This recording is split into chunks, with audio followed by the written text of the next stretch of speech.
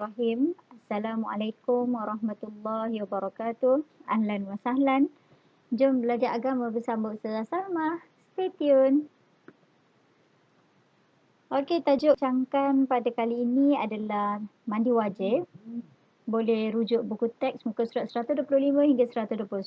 Skop perbincangannya adalah maksud mandi wajib dan juga dalil nakli. Yang kedua, perkara yang menyebabkan seseorang itu mandi wajib. Yang ketiga, perkara yang dilarang semasa berhadas besar. Keempat, mandi wajib. Dan yang seterusnya adalah hikmah mandi wajib. Okey, kita tengok apakah maksud mandi wajib. Maksud mandi wajib dari segi bahasa ialah mengalirkan air kepada sesuatu. Dari sudut istilah ialah mengalirkan air ke atas badan dengan niat yang tertentu. Okey, dia punya key adalah mengalirkan air ke atas badan dengan niat tertentu. Okey, maksud dia mandi wajib pula rumusannya adalah mandi yang wajib dilakukan apabila terdapat sebab-sebab yang mewajibkan seseorang itu mandi. Nanti kita tengok apakah yang menyebabkan ataupun sebab-sebab yang mewajibkan seseorang itu kena mandi. Okey, apakah dia nakli berkenaan dengan mandi wajib? Iaitu dalam surah Al-Ma'idah ayat 6 Allah Ta'ala berfirman, A'udzubillahi minasyaitanirrajim wa in kuntum junuban fattahharu. Maksud dia, jika kamu berjunub maka bersucilah. Jadi daripada ayat ini menunjukkan bahawa wajib apabila kita berjunub maka kita diwajibkan untuk bersuci. Okey, apa yang mewajibkan seseorang itu mandi? Okey, kita boleh bahagikan kepada dua kategori. Tapi sebenarnya dia adalah 6 sebab. Daripada 6 sebab kita boleh pecahkan kepada dua kategori. Iaitu kategori pertama, perkara yang mewajibkan mandi bagi lelaki dan perempuan. Maknanya lelaki ke perempuan ke, memang 3 perkara ini memang wajib mandi. Iaitu pertama, keluar mani. Yang kedua, berjimat. Berjimat maksud dia bersetubuh. Yang ketiga, mati selain daripada mati syahid. Manakala ada khusus 3 perkara untuk perempuan saja. Apa dia? Ini semua berkaitan dengan darah, iaitu darah haid, darah wiladah dan juga nifas. Apakah dia haid, wiladah dan juga nifas? Okay, kita tengok seterusnya. Maksudkan dengan haid ialah darah kotor yang keluar daripada pangkal rahim wanita yang balik dalam keadaan wanita itu sihat dan pada waktu tertentu. Dia sebenarnya key dia adalah darah kotor. Kemudian wiladah pula adalah proses kelahiran anak sama ada dengan keluar darah ataupun tidak.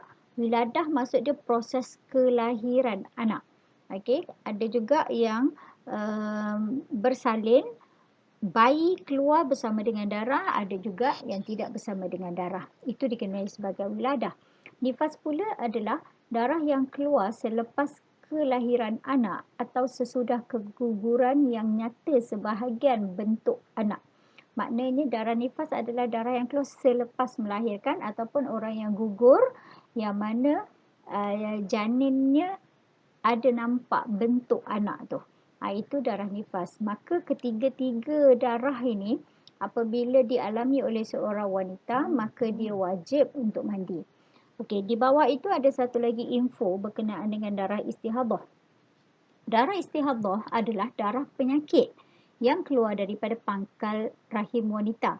Dan keluarnya dia adalah selain daripada darah haid dan juga darah nifas. Dan warna darah istihadah pula lebih pekat daripada darah haid. Jadi seorang perempuan dia kena tahu membezakan bila dia didatangi haid, bila pula dia didatangi istihadah.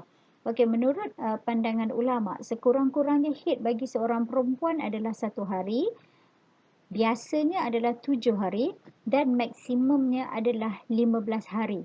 Maknanya, mana-mana perempuan yang keluar darah selepas daripada 15 hari, darah itu dikenali sebagai darah istihadah. Mana-mana perempuan yang mengalami darah istihadah, maka wajib dia mengerjakan ibadah-ibadah seperti solat fardu, puasa di bulan Ramadan, kerana darah istihadah itu bukannya darah kotor tetapi dia adalah darah penyakit. Maka mereka wajib mengerjakan ibadah-ibadah pada masa dia didatangi darah istihadah tersebut. Okey, apakah yang dilarang semasa seseorang itu berhadas besar? Yang dimaksudkan berhadas besar itu maksud dia adalah sebab-sebab yang mewajibkan seseorang itu mandi. Okey, yang pertama, solat fardu dan juga solat sunat. Maknanya orang yang berhadas besar, dia tidak boleh mengerjakan solat fardu dan juga solat sunat, memang tidak sah kalau dia mengerjakan. Okey, yang kedua, berhenti atau duduk diam di dalam masjid. Ini pandangan mazhab Syafi'i. Yang ketiga, tawaf. Tawaf juga tidak boleh mengerjakannya ketika seseorang itu berhadas besar. Yang keempat, membaca, menyentuh dan juga membawa mushaf Al-Quran. Mushaf Al-Quran itu adalah seluruh kitab tersebut adalah tulisan Al-Quran. Dia bukannya Quran terjemahan. Quran terjemahan dia lain. Okey, tambahan. Larangan bagi wanita, iaitu yang pertama, puasa fardu dan juga puasa sunat. Jadi mana-mana perempuan yang dalam keadaan haid, contohnya, jadi mereka tidak diwajibkan untuk puasa fardu dan juga puasa sunat.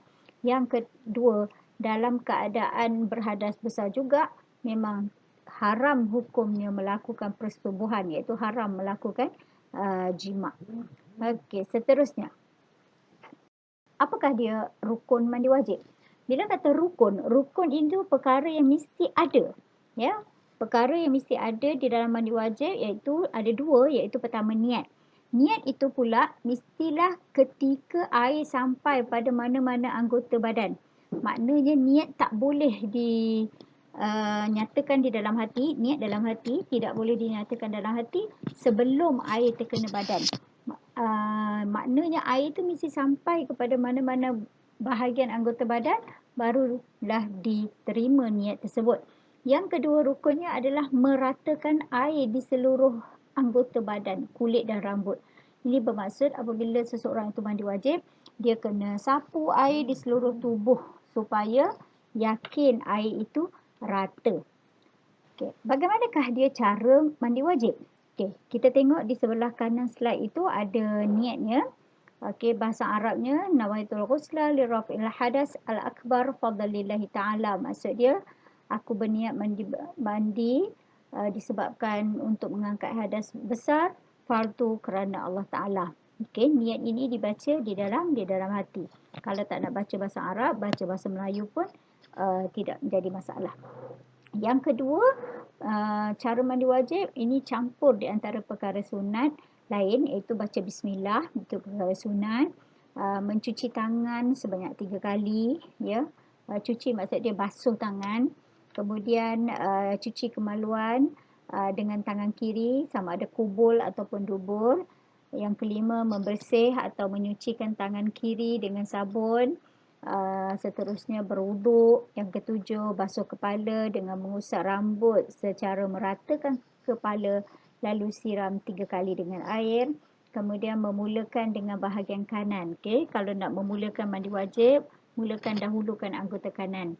Contoh basuh tangan kanan, kemudian baru basuh tangan kiri. Basuh telinga kanan, telinga kiri. Maksud mendahulukan bahagian kanan daripada kiri. Kemudian meratakan air ke seluruh tubuh badan. Ini nombor 9 ini adalah rukun. Maksudnya mesti. Kalau tak rata air seluruh badan, maka mandi wajib itu tidak sah. Yang ke-10, berwuduk jika hendak mengerjakan solat fardu. Okey. Apakah hikmah mandi wajib? Okay, kita tengok satu demi satu. Yang pertama, apabila seseorang itu dia mandi wajib, badan dia akan menjadi segar. Kemudian dapat menghilangkan bau peluh dan darah. Bagi jenazah pula, dia dapat membersih dan menjaga aib daripada bau najis dan juga kotoran sebelum dikebumikan jenazah tersebut.